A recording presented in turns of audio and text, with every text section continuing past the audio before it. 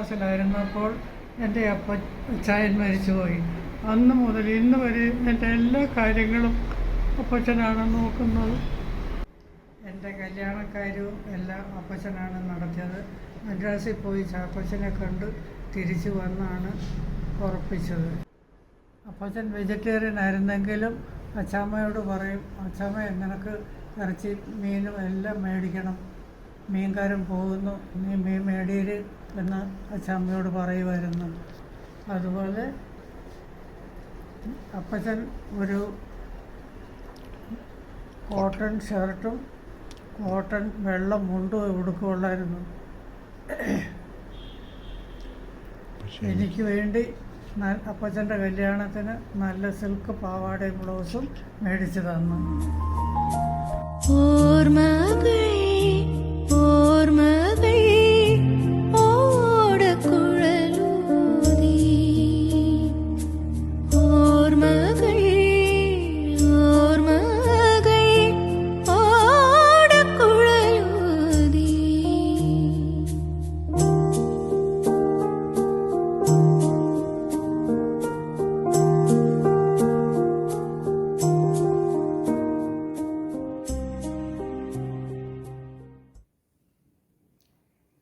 ഞങ്ങളുടെ ബാല്യകാലത്തിലെ അച്ചാച്ചനെ പറ്റിയുള്ള ഓർമ്മ, അച്ചാച്ചന് മില്ലായിരുന്നു ജീവൻ.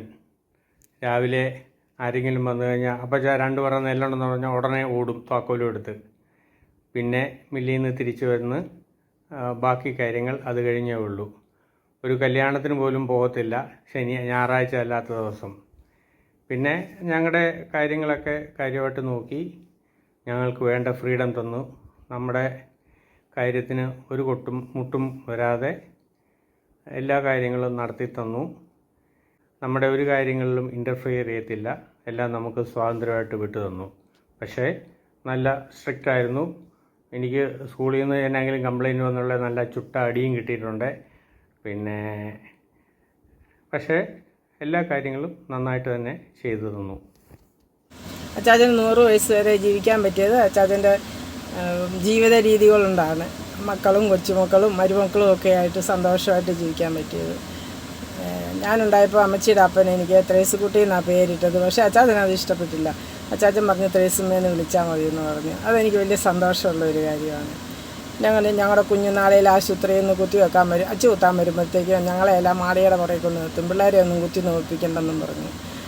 പിന്നെ ഞങ്ങൾ കൊച്ചായിരുന്നപ്പോൾ എന്നെ ലിസിയും കൊണ്ട് അച്ചാച്ചൻ തിരുവനന്തപുരത്ത് പോയി കാഴ്ച ബംഗ്ലാവൊക്കെ കാണിച്ച് തിരിച്ച് അങ്കമാലി വന്ന് അമ്മച്ചി അവിടെ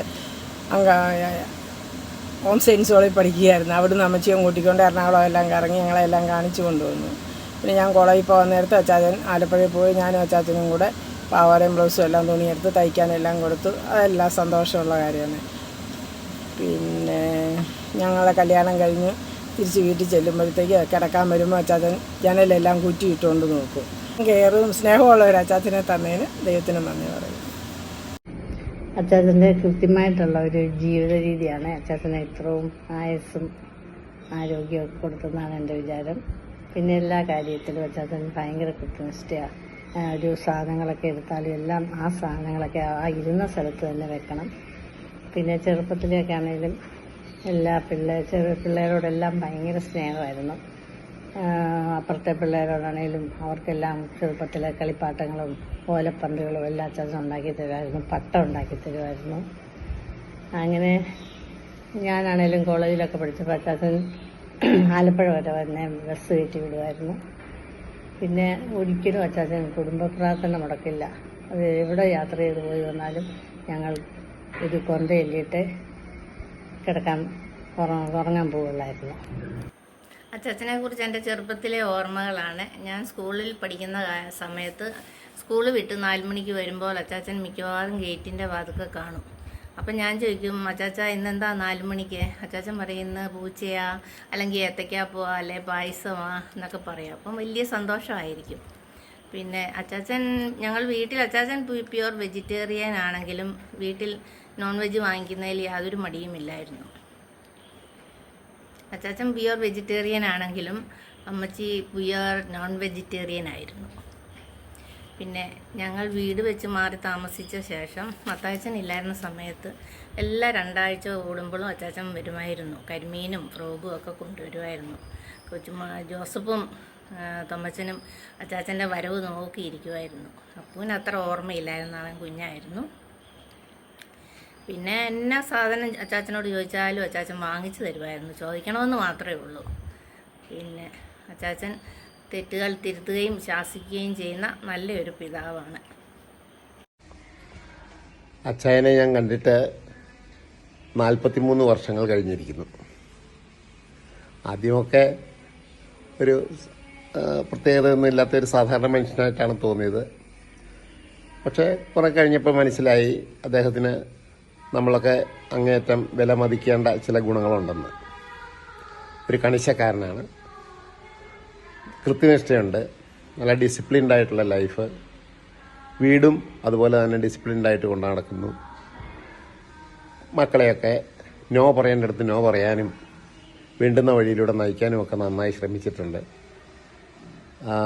അതുപോലെ നല്ലൊരു ടെക്നീഷ്യനാണ്. പിന്നെ സ്വന്തമായിട്ട് ഓരോ കാര്യങ്ങൾ പരാശ്രയം കൂടാതെ, ആരെയും ആശ്രയിക്കാതെ തന്നെ മുമ്പോട്ട് പോകുന്നു. ജാടകളില്ല, പൊങ്ങച്ചമില്ല, കൃത്യമായിട്ട് കാര്യങ്ങളെല്ലാം ചെയ്യുകയും പറയുകയും ചെയ്യുന്നു. അദ്ദേഹത്തിൻ്റെ ദീർഘായുസിൻ്റെ രഹസ്യം എനിക്ക് തോന്നുന്നു ഒരുപക്ഷെ എല്ലാവരും അറിയാവുന്ന പോലെ തന്നെ അദ്ദേഹത്തിൻ്റെ ഭക്ഷണ രീതി. ജപ്പാനിലൊരു ഗ്രാമമുണ്ട്. ആ ഗ്രാമത്തിൽ ഏതാണ്ട് 90% ആൾക്കാർ 100 വയസ്സ് കഴിഞ്ഞാൽ മരിക്കാറുള്ളൂ. അപ്പോൾ അവരെക്കുറിച്ചുള്ള ഒരു പഠനത്തിൽ പറഞ്ഞത് അവർക്ക് മിക്കവർക്കും കാര്യമായി മാനസിക സമ്മർദ്ദം ഇല്ല. ഭക്ഷണനിഷ്ഠയുണ്ട്, അതോടൊപ്പം മാനസിക സമ്മർദ്ദം കുറവാണ് എന്ന് പറഞ്ഞു. ഇത് അച്ചായൻ്റെ കാര്യത്തിന് ശരിയാണെന്ന് എനിക്ക് തോന്നാറുണ്ട്. അച്ചായന് വലിയ മോഹങ്ങളൊന്നുമില്ല, കാര്യങ്ങളെല്ലാം പറ്റുന്ന പോലെയൊക്കെ ചെയ്യുന്നു. ദൈവഭയമുണ്ട്. പിന്നെ അച്ചായൻ്റെ കുടുംബത്തിലെ രീതി കണ്ടു കഴിഞ്ഞാൽ തമാശയ്ക്കാണെങ്കിലും ചിലർ പറയാറുണ്ട്, എൻ്റെ പേരൻസിൻ്റെ ജീവിതം കണ്ടപ്പോൾ എനിക്ക് കല്യാണം കഴിക്കണമെന്നേ തോന്നിയില്ല എന്ന് പറയുന്ന ആൾക്കാരുണ്ട്. അതിന് നേരെ മറിച്ചാണ് അച്ചായൻ്റെ ഇത്. ഒരു ഫാമിലി എൻജിനീയറിങ് എന്താണ് എന്ന് അച്ചായൻ്റെ ജീവിതത്തിൽ നിന്ന് മറ്റുള്ളവർക്ക് പഠിക്കാൻ ഉള്ളതേ ഉള്ളൂ. ഏതായാലും അച്ചായൻ ഇത്രയൊക്കെ ജീവിച്ചിരുന്നു, അങ്ങേയറ്റം ഭംഗിയായിട്ടൊക്കെ കാര്യങ്ങൾ ചെയ്തു. അച്ചായൻ്റെ ജീവിതത്തിൽ എനിക്ക് തന്നിട്ടുള്ള ഉപകാരം എന്ന് പറയുന്നത് ലിസിയെ തന്നത് തന്നെയാണ്. ഒരു നല്ല കുടുംബജീവിതം കെട്ടിപ്പടുക്കാൻ ലിസി വഴി എനിക്കും സാധിച്ചിട്ടുണ്ട് എന്ന് ഞാൻ വിചാരിക്കുന്നു. അതുകൊണ്ട് അച്ചായന് എല്ലാ സർവ്വ ആരോഗ്യ സൗഭാഗ്യങ്ങളും നേരുന്നു. ഇതേ ഓജസ്സോടും തേജസ്സോടും ഓർമ്മശക്തിയോടും കൂടി ദീർഘനാൾ ജീവിക്കട്ടെ എന്ന് ആശംസിക്കുന്നു.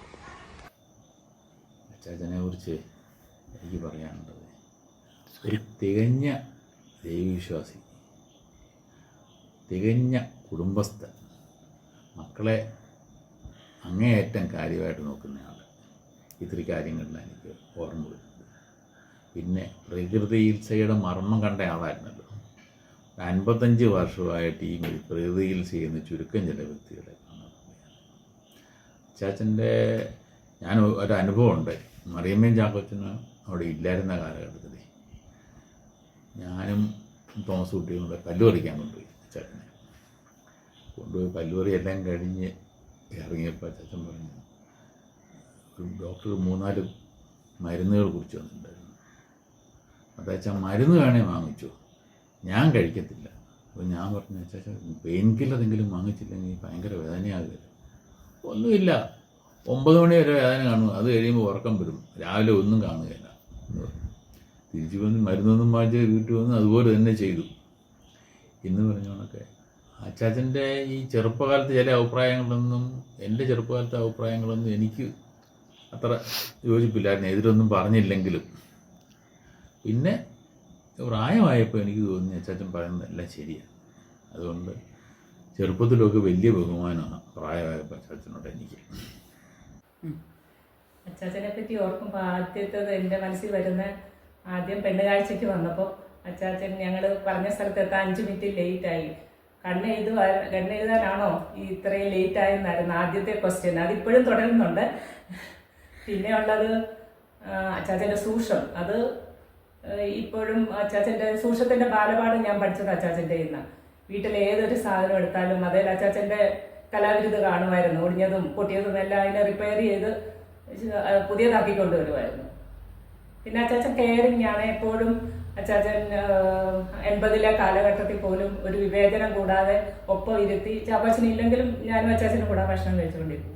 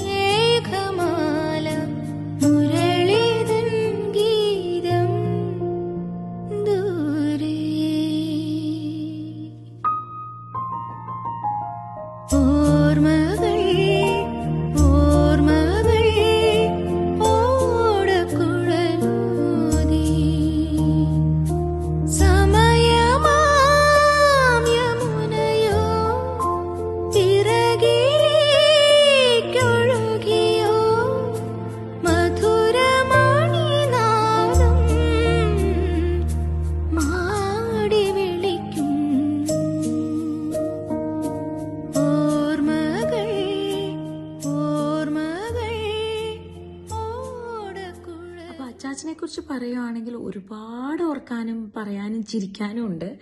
അപ്പോൾ അതിലേക്ക് ബെസ്റ്റ് മെമ്മറീസ് എന്ന് പറഞ്ഞാൽ നമ്മളുടെ കുട്ടിക്കാലത്ത് സമ്മർ വെക്കേഷനായ പുളുങ്ങന്നി പോകാമെന്നുള്ളതാണ് ഏറ്റവും വലിയ സന്തോഷം. അപ്പോൾ ഞങ്ങൾ എത്ര ചെറുതായിരുന്നാലും അമ്മയെ പുഷ് ചെയ്ത് അന്ന് പോയിരുന്നു. പിന്നെ ഇച്ചിരി വലുതായപ്പോൾ തന്നെ പോകുമായിരുന്നു. അപ്പം എപ്പോൾ അവിടെ ചെന്നാലും അച്ചാച്ചനെ അറിയാൻ ഞങ്ങളെ സന്തോഷിപ്പിക്കാനുള്ള കാര്യങ്ങൾ എന്തൊക്കെയാണെന്ന്. അത് ചിലപ്പോൾ കരിമീനും താറാവും മേടിച്ച് തന്ന് ഞങ്ങളെ വയറ് നിറയ്ക്കുന്നതിലാവാം. Because Achachan pure വെജാണ്. അച്ചാച്ചൻ തൊടുമില്ലെങ്കിൽ പോലും അമ്മച്ചി എപ്പോഴും പറയും, ദേ കരിമീൻകാരൻ വന്നിരിക്കുന്നു അല്ലെങ്കിൽ താറാവിനെ കൊണ്ട് ആള് വന്നിരിക്കുന്നു എന്ന് പറഞ്ഞാൽ അപ്പം അച്ചാച്ചൻ അത് മേടിച്ച് തരും. പിന്നെ നമുക്ക് കളിക്കാനുള്ള കാര്യങ്ങൾ, പട്ടം പറത്തൽ, പിന്നെ ചൂണ്ടയിടാനുള്ള സെറ്റപ്പ്, അതെല്ലാം അച്ചാച്ചൻ ഉണ്ടാക്കി തരും. കരിയുടെ അപ്പുറത്ത് ഒരു പെട്ടിക്കട ഉണ്ടായിരുന്നു. അവിടെ നിന്ന് പോയി ചൂണ്ടയെല്ലാം മേടിച്ച് അച്ചാച്ചൻ തന്നെ നൂലെല്ലാം കോർത്ത് കൊളുത്തൊക്കെ വെച്ച് എല്ലാം അച്ചാച്ചൻ ശരിയാക്കി തരും. നമ്മൾക്ക് ബോറടി എന്താണെന്നോ അല്ലെങ്കിൽ എങ്ങനെ സമ്മർ സ്പെൻഡ് ചെയ്യണമെന്നോ എന്നുള്ളതിനെ കുറിച്ച് ആലോചിച്ച് ടെൻഷൻ ആവേണ്ട ഒരു കാര്യവും പുളുങ്ങി ചെന്നാലില്ല. പിന്നെ കുറച്ച് വലുതായി കഴിഞ്ഞപ്പോൾ പഠിക്കാനും ഇതിനൊക്കെ ആയി ദൂരെ പോയി കഴിഞ്ഞപ്പോൾ അച്ചാച്ചൻ എഴുതുന്ന കത്തുകളായിരുന്നു അതിൻ്റെ ഒരു ലൈം ലൈറ്റ് എന്ന് പറഞ്ഞാൽ. അപ്പോൾ ആ കത്ത് എനിക്ക് ഒരുപാട് കളക്ഷൻ ഉണ്ട് ആ കത്തുകളുടെ. അതിപ്പോഴും ഞാൻ നാട്ടിൽ വരുമ്പോൾ എടുത്ത് നോക്കും, വായിക്കും. അന്നത്തെ അച്ചാച്ചനെ അറിയാൻ ഏറ്റവും നല്ല കാര്യമാണ് അച്ചാച്ചൻ്റെ സ്വന്തം ഹാൻഡ് റൈറ്റിങ്ങിൽ എഴുതിയിരുന്ന കത്ത്. അത് തുടക്കം മുതലേ നമുക്കറിയാം എത്ര കൺസേൺഡ് ആണ്. നമ്മൾ ദൂരെ എവിടെയെങ്കിലും പഠിക്കുകയോ ജോലി ചെയ്യുകയോ ഒക്കെ ചെയ്യുന്നതാണ്. ഞാൻ ഡൽഹിയിലായിരുന്നപ്പോൾ ഒരുപാട് കത്ത് എഴുതിയിട്ടുണ്ട് അങ്ങനെ. അപ്പോൾ അതിലൊക്കെ അറിയാം അച്ചാച്ചൻ എത്ര കൺസേൺഡ് ആണ്. നമ്മൾ ഓരോ കൊച്ചുമക്കളെക്കുറിച്ചും എവിടെയാണ് നമ്മൾ എപ്പോഴും എന്താ ചെയ്യുന്നത്, നമ്മളെക്കുറിച്ച് അവർ പ്രാർത്ഥനയിൽ ഓർക്കുന്നുണ്ട് എന്നൊക്കെ പറയുന്നത് എനിക്ക് തോന്നുന്നില്ല ഇപ്പോൾ ഒരു ഗ്രാൻഡ് പേരൻസും അങ്ങനെ ഒരു എഴുതി വെക്കുന്ന ശീലമുണ്ടെന്ന്. അപ്പം അത് വളരെ സ്പെഷ്യലായിരുന്നു. പിന്നെ അച്ചാച്ചൻ്റെ ഒരു ബെസ്റ്റ് ഫാക്ടർ എന്ന് ഞാൻ കണ്ടിട്ടുള്ളത്, വേറെ ആരെങ്കിലും കാണാത്തത്, ഇപ്പം വാഴക്കുളത്ത് വന്നാൽ തന്നെ ഞങ്ങളുടെ അയൽക്കാരെ എല്ലാം പോയി ഒന്ന് കാണും, വിസിറ്റ് ചെയ്യും, അവരുടെ സുഖവിവരങ്ങളൊക്കെ തിരക്കും. അപ്പം ഇത് ഞാൻ എന്നെ കല്യാണം കഴിച്ച് വിട്ട് മൂവാറ്റുപുഴ ചെന്നപ്പോഴും അത് തന്നെ. ഞാൻ നാട്ടിലില്ലെങ്കിൽ പോലും എൻ്റെ അമ്മായിയമ്മേനെ പോയി കണ്ട് എങ്ങനെയുണ്ട്, സുഖമാണോ, അവിടെ അപ്പുറമുള്ളൊരു സാറുണ്ട്, ആ പുള്ളിയെ പോയി കാണും. അങ്ങനെ ഒരു വളരെ വ്യത്യസ്തനായൊരു പേഴ്സണാലിറ്റിയാണ് അച്ചാച്ചൻ എന്ന് പറയുന്നതിൽ ഐ എം വെരി പ്രൗഡ്. അപ്പോൾ അച്ചാച്ചന് 100 years ആയതിൽ ഒട്ടും അതിശയിക്കാനില്ല. Because he has the well wishes from all across the family. അപ്പോൾ മക്കളും കൊച്ചുമക്കളും അവരുടെ മക്കളും ഒക്കെ ഒക്കെ അച്ചാച്ചൻ്റെ ഒരു ഒരു ഒരു എന്താ പറയുക ആയുരാരോഗ്യത്തിന് വേണ്ടി പ്രാർത്ഥിക്കുന്നു. അച്ചാച്ചൻ ഇനിയും 100 കടന്ന് 120 കടന്ന് 125 കടക്കട്ടെ എന്ന് പ്രാർത്ഥിക്കുന്നു. ചെറുപ്പത്തിൽ പുളുങ്ങുന്നിൽ വരുമ്പോൾ എന്നും എനിക്ക് വളരെ ഇഷ്ടമുള്ള ഒരു സമയമാണത്. കാരണം അച്ചാച്ചനും അമ്മച്ചിയും വളരെ വെൽക്കമിങ് ആണ്. അച്ചാച്ചൻ അവധിക്കാലത്ത് അവിടെ TV ഇല്ലെങ്കിൽ കൂടി നമ്മളെ കൊച്ചുമക്കളെ എൻഗേജ് ചെയ്യാൻ വളരെ നല്ല ഐഡിയ ഉള്ള ആളായിരുന്നു. അച്ചാച്ചൻ എന്നും ചൂണ്ടയിടാൻ കൊണ്ടുപോകല്, മില്ലിൽ കൊണ്ടുപോകല്, പിന്നെ പണിപ്പുരയിൽ എന്തെങ്കിലും പണി കാണിച്ചു തരും. അങ്ങനെ ഓരോരോ അച്ചാച്ചൻ്റെ ടെക്നിക്സ് ഉണ്ട്. അതെല്ലാം വളരെ ഇൻട്രസ്റ്റിംഗ് ആയിരുന്നു അന്നത്തെ കാലത്ത്. ഇന്നും വളരെ ഇൻട്രസ്റ്റിംഗ് ആണ്. നമ്മുടെയൊക്കെ കൂട്ടത്തിലെ ഒരു ഇന്നോവേറ്റീവ് ആയിട്ടുള്ള ഒരു എൻജിനീയർ അച്ചാച്ചൻ തന്നെയാണെന്ന് പറയാം. പിന്നെ അമ്മച്ചിയുടെ വക 3 നേരവും നല്ല സ്വാദിഷ്ടമായ ഫുഡും കഴിച്ച് വളരെ ഒരു നല്ല സമയമാണ് അവധിക്കാലം പുളുങ്ങുന്നിൽ വരുമ്പം. പിന്നെ അച്ചാച്ചൻ്റെ പറ്റി പറയുമ്പോൾ എടുത്തു പറയേണ്ടത് അച്ചാച്ചൻ്റെ ഡിസിപ്ലിൻ, പിന്നെ അച്ചാച്ചൻ്റെ സൂക്ഷ്മവുമാണ്. ഇത് രണ്ടും കൊച്ചുമക്കളും മക്കളും അത് കൊച്ചുമക്കളുടെ മക്കൾക്കും ഒക്കെ ഒരു വലിയൊരു എക്സാമ്പിളായിട്ടാണ് അച്ചാച്ചൻ്റെ ജീവിതം തന്നെ. അതിൻ്റെ ഒരു ടെസ്റ്റമെൻ്റാണ് ഈ 100th ബർത്ത്ഡേ. അപ്പോൾ ഒരിക്കൽ കൂടി അച്ചാച്ചന് ഹാപ്പി ബർത്ത്ഡേ. അച്ചാച്ചൻ എന്നും സ്നേഹത്തിലും സന്തോഷത്തിലും ആരോഗ്യത്തിലും ജീവിക്കാനായിട്ടുള്ള പ്രാർത്ഥനകളും നേരുന്നു. ഞങ്ങൾ പുളുങ്ങുന്നി ചെല്ലുമ്പോൾ അച്ചാച്ചന് സ്തുതി കൊടുക്കും. ഞങ്ങളുടെ പെൺപിള്ളേർ എന്തെങ്കിലും ചോദിക്കും. ഫ്രിഡ്ജിൻ്റെ അങ്ങോട്ട് ചെല്ലുമ്പോൾ സ്വീറ്റ്സും മുട്ടായും ഒക്കെ തരും. കളിപ്പാട്ടങ്ങൾ 50 years കളിപ്പാട്ടങ്ങൾ അച്ചാച്ചൻ്റെ കയ്യിൽ ഇപ്പോഴും ഇരിപ്പുണ്ട്. I love you അച്ചാച്ചാ, ഹാപ്പി ബർത്ത്ഡേ. സൂര്യന് താഴെ ഭൂമിയിലുള്ള വസ്തുക്കളെല്ലാം മനുഷ്യനിർമ്മിതം ആണെന്നും മനുഷ്യൻ തൻ്റെ ബുദ്ധി ഉപയോഗിച്ചാൽ അവയ്ക്കുണ്ടാകുന്ന കേടുപാടുകൾ പരിഹരിക്കാമെന്നും തൻ്റെ ജീവിതം കൊണ്ട് തെളിയിച്ച ബുദ്ധിശാലിയായ ഒരു ജ്യേഷ്ഠനാണ് ശ്രീമാൻ വാഴക്കുട്ടത്തിൽ അപ്പച്ചൻ.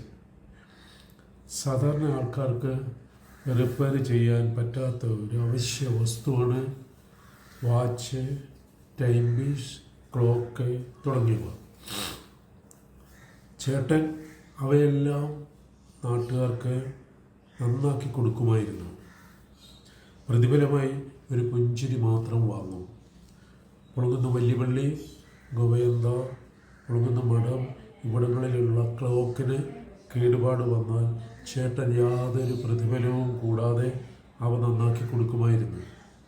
അക്കാലത്ത് ഇന്നത്തെ പോലെ അരി കടകളിൽ നിന്ന് ലഭിക്കുമായിരുന്നില്ല. നമ്മൾ നെല്ല് പുഴുങ്ങി ഉണക്കി മില്ലിൽ ചെന്ന് കുത്തിച്ച് അരിയെടുക്കണം. ചേട്ടന് ഒരു റൈസ് മില്ലുണ്ടായിരുന്നു. അവിടുത്തെ ഉപകരണങ്ങളുടെ ക്രമീകരണം, അടുക്ക്, ചിട്ട ഇവയെല്ലാം വളരെ എടുത്തു പറയത്തക്കതായിരുന്നു. വളരെ നീറ്റായ ഒരു മിൽ. ഈ മിൽ അന്നത്തെ നാട്ടുകാർക്ക് വലിയൊരു സഹായം കൂടിയായിരുന്നു. 100ാം ജന്മവാർഷികം ആഘോഷിക്കുവാൻ ഭാഗ്യം ലഭിക്കുന്നത് ചുരുക്കം ചില ഭാഗ്യവാന്മാർക്ക് മാത്രമാണ്. ആ ഭാഗ്യം ലഭിച്ച ചേട്ടന് എല്ലാ ഭാവുകങ്ങളും നേരുന്നു. ശതാബ്ദി ആഘോഷിക്കുന്ന പേരപ്പന് എല്ലാ മംഗളങ്ങളും ഞങ്ങൾ നേരുന്നു. വളരെ മാതൃകാപരമായ ഒരു ജീവിതമാണ് പേരപ്പൻ നയിച്ചത്. ഇപ്പോഴത്തെ യുവതലമുറ ഒത്തിരി കാര്യങ്ങൾ പേരപ്പൻ്റെ ജീവിതത്തിൽ കണ്ടുപിടിക്കാനുണ്ട്. എനിക്ക് പേരപ്പൻ്റെ ജീവിതത്തിൽ എന്നെ ഏറ്റവും ആകർഷിച്ച ഒരു കാര്യം പേരപ്പൻ്റെ ലളിതമായ ജീവിതവും ചിട്ടയാർന്ന ജീവിത രീതികളുമാണ്.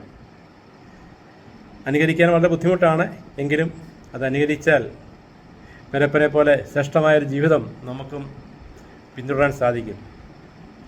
പേരപ്പൻ ഒരിക്കലും എന്നോട് പറഞ്ഞിട്ടുണ്ട്, ജീവിതത്തിൽ ഒരിക്കൽ പോലും ഒരു ലഹരി പോലും ഉപയോഗിച്ചിട്ടില്ല എന്ന്.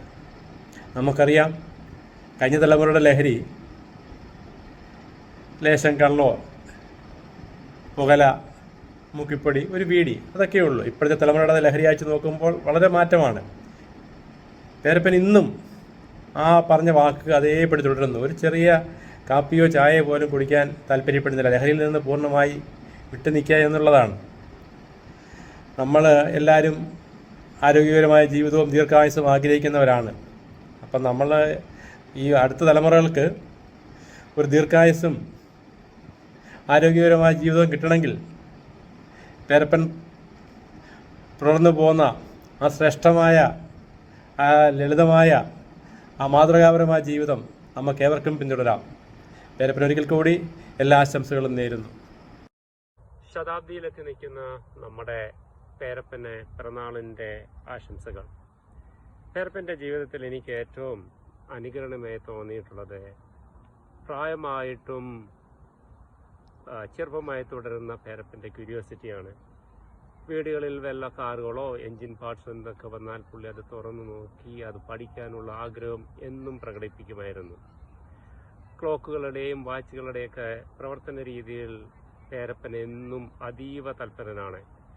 പള്ളികളിലെയും മഠങ്ങളിലെയും വേറെ പലരുടെയും ക്ലോക്കുകൾ ധാരാളമായി സമയമെടുത്ത് പുള്ളി നന്നാക്കി കൊടുക്കുമായിരുന്നു. സ്വിറ്റ്സർലൻഡിലോ വല്ലതുമായിരുന്നെങ്കിൽ പുള്ളി ഒരു മാസ്റ്റർ ഒറോളജറായി തീർന്നേനെ.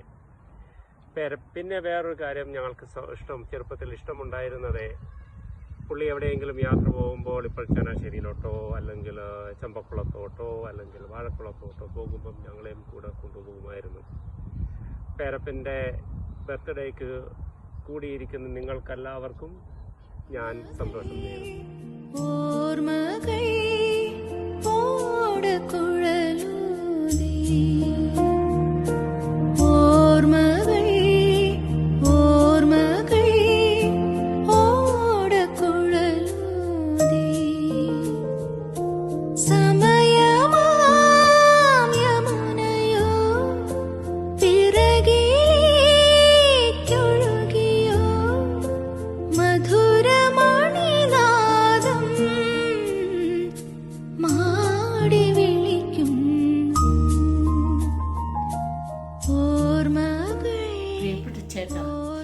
ചേട്ടൻ എൻ്റെ ചേച്ചിയെ വിവാഹം ചെയ്തപ്പോൾ എനിക്ക് 9 വയസ്സായിരുന്നു.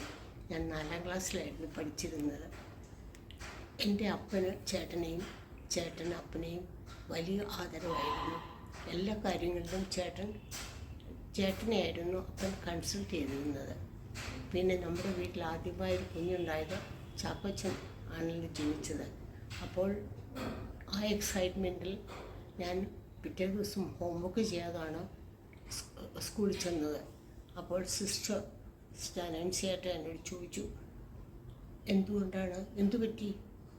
അപ്പോൾ ഞാൻ പറഞ്ഞു, ഞങ്ങളുടെ വീട്ടിലൊരു കുഞ്ഞുണ്ടായി, അതിന് നിനക്കെന്തായിരുന്നു പണി?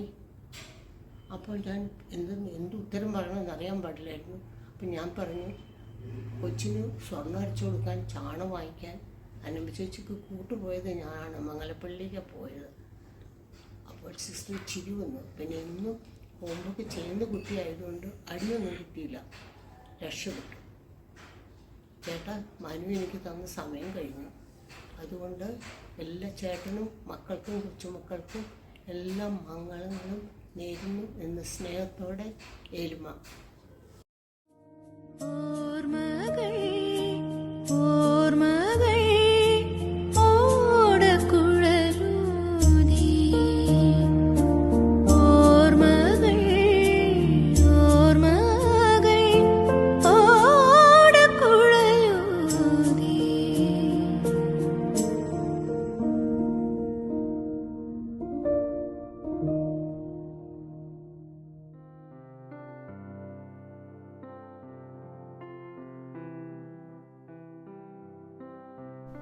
ഹാപ്പി ബർത്ത്ഡേ അച്ചാച്ച, ബർത്ത്ഡേ ആശംസകൾ.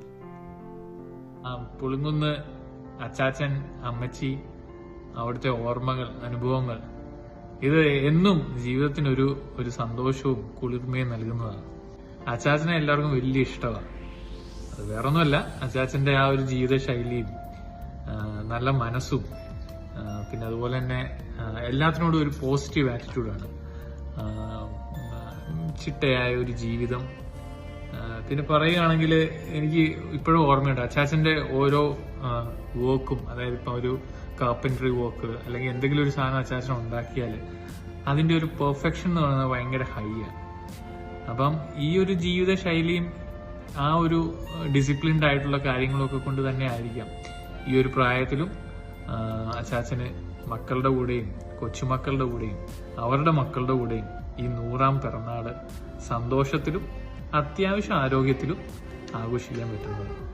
അപ്പം നമുക്ക് ഈ ഒരു തലമുറയ്ക്കും ഇനി വരാനിരിക്കുന്ന തലമുറകൾക്കും ഒക്കെ നല്ലൊരു പാഠം തന്നെയാണ് അച്ചാച്ചൻ്റെ ജീവിതം കാഴ്ചവെച്ചിരിക്കുന്നത്. അച്ചാച്ചനെ ഈ 100ാം ജന്മദിനത്തിൽ എല്ലാവിധ ആശംസകളും നേരുന്നു. Thank you. ഒരു നൂറ്റാണ്ടിന്റെ അനുഭവ സമ്പത്തിൽ ജന്മദിനം ആഘോഷിക്കുന്ന ഞങ്ങളുടെ അച്ചാച്ചന് എല്ലാവിധ ജന്മദിന ആശംസകളും. ഹാപ്പി ബർത്ത്ഡേ ടു യു അച്ചാച്ച. 100ാമത്തെ ബർത്ത്ഡേ ആഘോഷിക്കുന്ന അച്ചാച്ചന് എല്ലാ ആശംസകളും നേരുന്നു. ഹാപ്പി ബർത്ത്ഡേ അച്ചാച്ച. ഹാപ്പി ബർത്ത്ഡേ അച്ചാച്ച. 100 വർഷം എന്ന ഒരു മൈൽ സ്റ്റോൺ പൂർത്തിയാക്കിയ അച്ചാച്ചന് ഇനിയും ഒത്തിരി നാൾ ആരോഗ്യത്തോടെ മുന്നോട്ട് പോകാൻ സാധിക്കട്ടെ. പുളിങ്ങുന്ന വീട്ടിൽ എന്നും ഒരു ചെറിയ പുഞ്ചിരിയോടെ ഞങ്ങളെ സ്വീകരിക്കുന്ന ഞങ്ങളുടെ പ്രിയപ്പെട്ട അച്ചാച്ച, wishing you a very happy 100th birthday. Wish you a very happy birthday അച്ചാച്ച. ഈച്ച് ടൈം അച്ചാച്ചനെ ഞാൻ മീറ്റ് ചെയ്തപ്പം എനിക്ക് മനസ്സിലായ ഒരു കാര്യമാണ്, അച്ചാച്ചൻ ഭയങ്കര ഹാപ്പി ആൻഡ് പോസിറ്റീവ് ആറ്റിറ്റ്യൂഡ് ഉള്ള ഒരാളാണ്. ഞാൻ ഏറ്റവും ലാസ്റ്റായിട്ട് പുളിങ്കുന്നി വന്നപ്പോഴായിരുന്നു എനിക്ക് അച്ചാച്ചൻ്റെ വീട്ടിൽ കയറി എല്ലായിടത്തും ഒന്ന് കണ്ട് എക്സ്പ്ലോർ ചെയ്യാൻ പറ്റിയത് പ്രോപ്പറായിട്ട്. അപ്പം എൻ്റെ കൂടെ അമ്മയും ജെബിനും ഉണ്ടായിരുന്നു. അപ്പം എല്ലാ ഐറ്റംസ്, അവിടെ ഇരിക്കുന്ന എല്ലാ സാധനങ്ങളും എല്ലാത്തിൻ്റെയും ഓരോരോ കഥകളും പറയുന്നുണ്ടായിരുന്നു. And what I figured out is അവിടുത്തെ എല്ലാ സാധനങ്ങൾക്കും ഒരു കഥയുണ്ട്. ആൻഡ് കല്യാണം കഴിഞ്ഞിട്ട് ഞങ്ങൾ ആദ്യമായിട്ട് അച്ചാച്ചനെ കാണാൻ പോയപ്പം ഞങ്ങൾക്കൊരു അത്യാവശ്യം ഫണ്ണി എക്സ്പീരിയൻസ് ആയിരുന്നു ഞങ്ങൾക്ക്. ഞാനിങ്ങനെ മുന്നിൽ നടക്കുമായിരുന്നു, ജെബിൻ പുറകിൽ നടന്നു വരുമ്പം അച്ചാച്ചനാണെങ്കിൽ ഹൈ ഹീൽസ് ആണല്ലോ എന്ന് പറഞ്ഞു. അച്ചാച്ചന്റെ ആ സ്റ്റൈലില് അത് കേട്ടപ്പോൾ ഞങ്ങൾക്ക് ഭയങ്കര ചിരിയായിരുന്നു. എനിക്ക് കൂടുതൽ ചമ്മലായിരുന്നു. ഇപ്പോഴും ഞങ്ങൾ അത് പറഞ്ഞ് ഇടയ്ക്കൊക്കെ ചിരിക്കാറുണ്ട്. അപ്പം വൺസ് അഗൈൻ അച്ചാച്ച, wish you a very happy birthday. Happy birthday അച്ചാച്ച. ഐ ലവ് യു ഉമ്മ. ഞാൻ ആദ്യമായിട്ടാണ് 100 years old പേഴ്സണിനെ കാണുന്നത്. ഉമ്മ. Thank U.